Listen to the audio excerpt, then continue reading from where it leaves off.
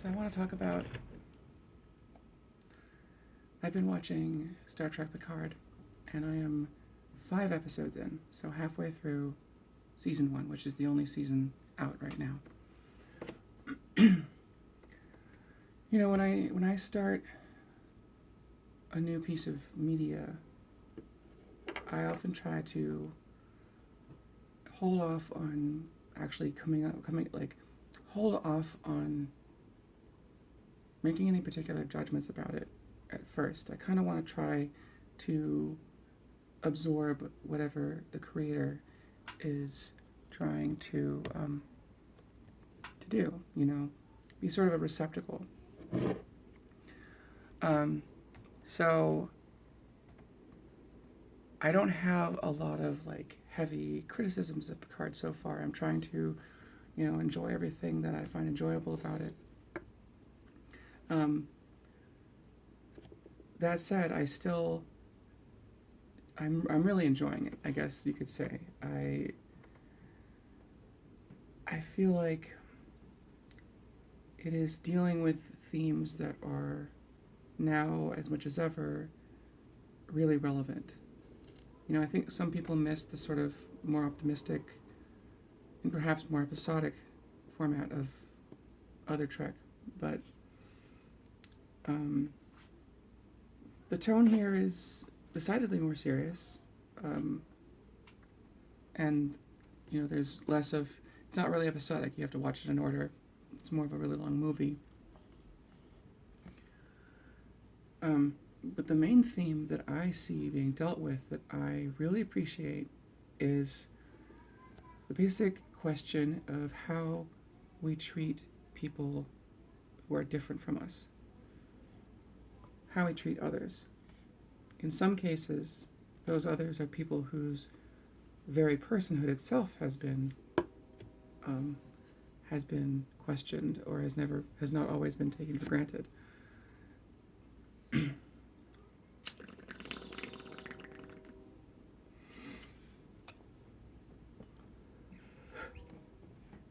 In Picard, I see 3 major plot threads that were largely explored in Next Generation as well as other series. Let's see. One is that of the Borg. Obviously, Picard has this history with the Borg, and one of the sets is an abandoned Borg cube, and we have former Borg characters aside from Picard, like Seven of Nine and Hugh. And it's interesting to me that in this setting, ex-Borg are often hated and probably discriminated against, probably, treated poorly, not trusted.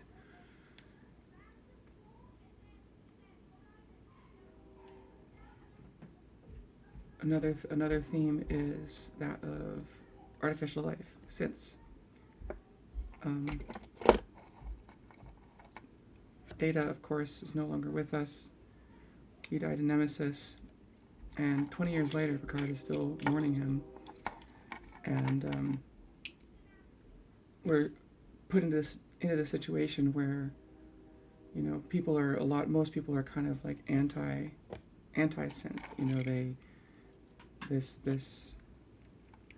This thing happened on Mars 14 years previous, where a bunch of androids, went rogue for some reason and killed a lot of people and sabotaged the Romulan evacuation plan.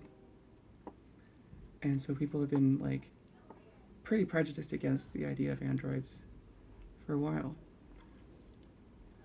And then the other theme is Romulans, who only made a few appearances in the original series, but became a pretty recurring villain in Next Generation. And we see we don't see much of their populace, but we see plenty of their military and government, and we see how, kind of fascistic and treacherous and devious and just nasty the Romulan government is. Now, like, and that naturally makes a lot of Federation members predisposed to not like Romulans at all. But it's what I feel like this show is pointing out to me and the audience in general is that, like, we've only seen mostly Romulan military.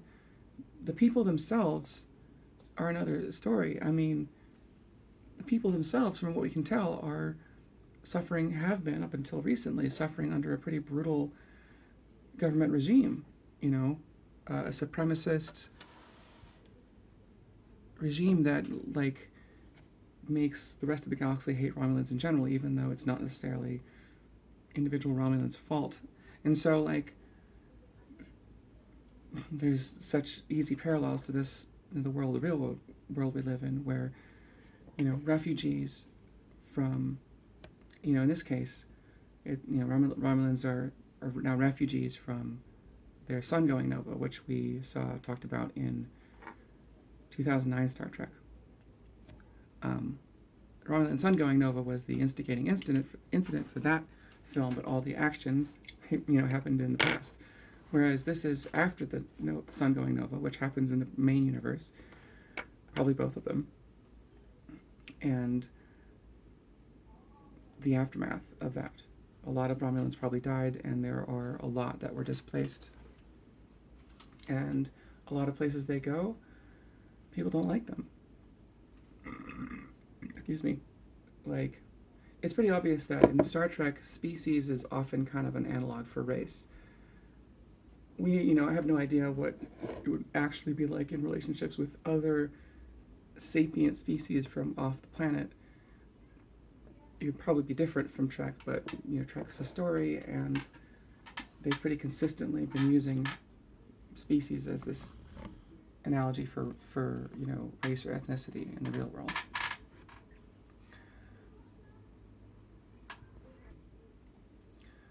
All three of these threads are really interesting to me, and they've all been treated for a really long time. It's not like, you know, they came up with some new problem. It's like we're thrown right into a situation where there's already problems, many of which we know about.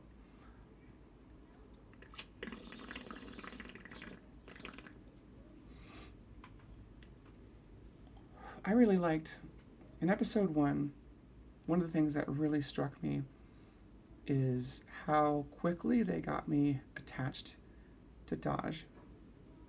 You know, she dies, you know, like halfway through the episode, which completely fucked me up. Like, here we are, we meet this girl who's this flesh and blood android who is somehow related to Data, you know, through Maddox, and, you know, we haven't seen Maddox in season 2 of TNG, and he's still out there doing AI stuff. And Data's been dead for 20 some odd years, but maybe somehow some part of him survived. And anyway, something about Daj, the way she's written and acted and portrayed, and this everything else just made me, like, immediately attached to her. And so, like, her death got me really shook, and I think that's kind of a good thing. It got me immediately, like, really invested in the story.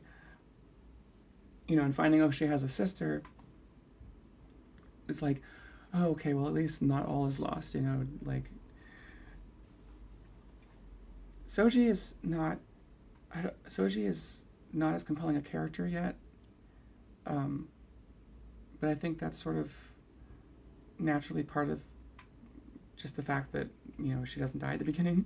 I think they wanted to get us really attached to Daj to make her death be that more just moving, and I think they did that well.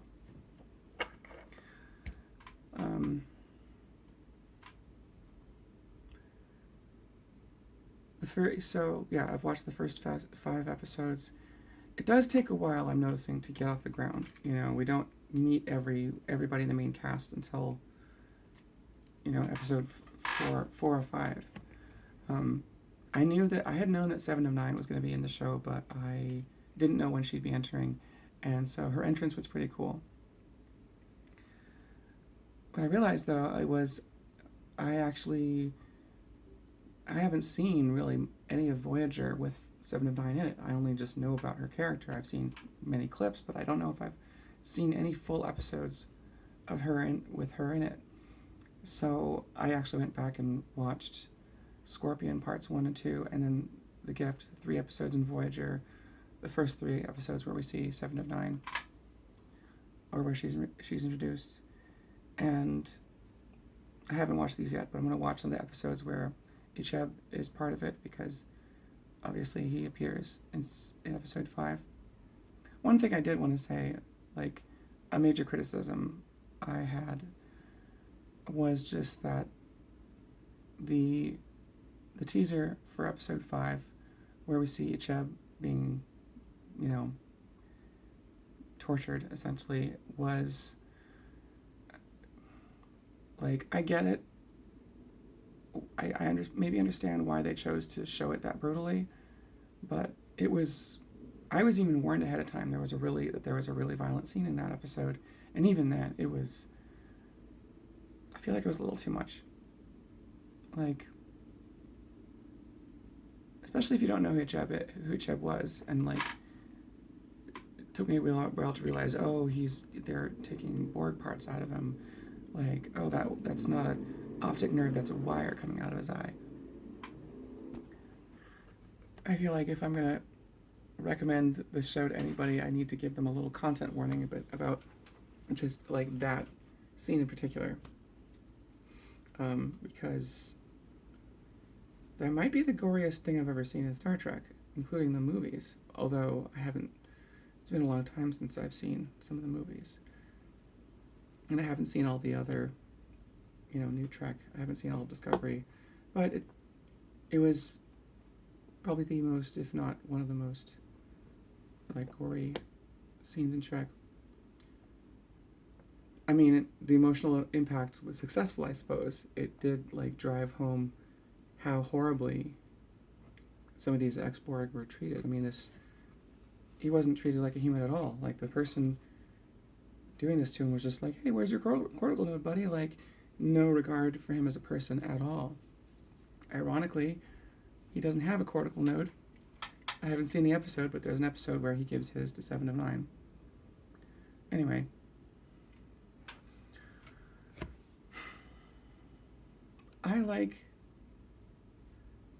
I guess a big plot thread is just Picard himself. His own development, Most TNG episodes have Picard in them. Not very many really focus in specifically on his experience. But, his character is obviously a big part of the plot. When we see him at the beginning of Picard, he's kind of broken, and he has some regrets around a situation that was really terrible no matter what.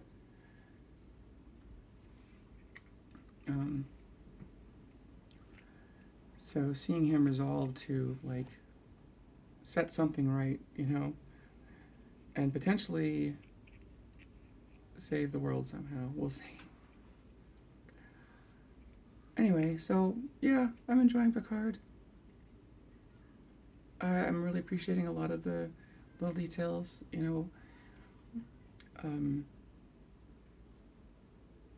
for a show centered on an old white dude, this show passes the Bechdel tests way more than Next Generation did, I'll say that. It's nice to have shows that have that where Rick Berman has nothing to do with them. Anyway. Anything else? I actually went and started making a list of episodes throughout Trek that somehow can operate as backstory for Picard. Because, like, if you were to jump right into Picard without having seen much or any of Trek before, that might be a potential shortcoming of the show, that, like, if you haven't seen any Trek before, you might not really connect with Picard. But, that could be a shortcoming. It could just be a limitation of the particular show, this particular series. but there are a handful of Borg episodes. There's the one where we see them introduced by Q. There's Best of Both Worlds, obviously, which everybody should watch, where Picard gets assimilated. There's Borg, where we meet Hugh, who's a disconnected Borg from the collective. And then Descent, where it has been a while since I've seen that one, actually, where Laura has gathered some disaffected Borg and is trying to recruit Data for something, and I forget how that goes, but... And then there's, obviously, First Contact, the movie, and lots of Borg episodes in Voyager.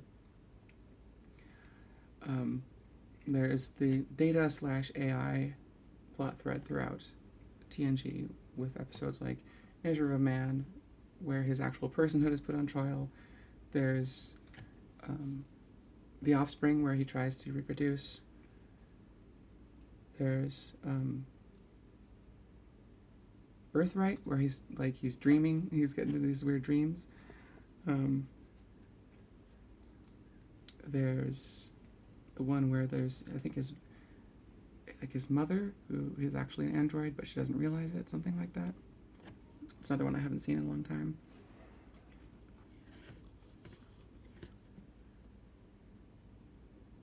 Anyway, I was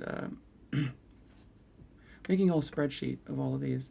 Then I got into the various Romulan episodes, and they appear in quite a number of TNG episodes.